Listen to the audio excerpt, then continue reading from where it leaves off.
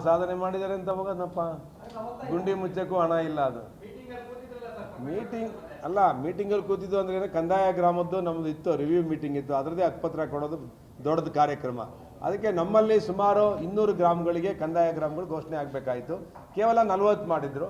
ಅದಕ್ಕೆ ಅವ್ರನ್ನ ತಹಸೀಲ್ದಾರ್ಗೆ ಎಸಿಗೆ ನೋಟಿಸ್ ಕೊಡಿ ಅಂತ ಹೇಳಕ್ಕೆ ಹೋಗಿದ್ದೇ ಹೊರತು ಅದು ಏನು ಸಾಧನೆ ಆಗಿದೆ ಅದಕ್ಕೆ ನಾವು ನಿಮ್ಮ ಜೊತೆ ಕೈ ಜೋಡಿಸ್ತೀವಿ ಅಂತ ಹೋಗಿದ್ದಲ್ಲ. ಅದು ಸ್ಪಷ್ಟವಾಗಿದೆ, ಯಾವ ಸಾಧನೆಯೂ ಈ ಸರ್ಕಾರ ಮಾಡಿಲ್ಲ.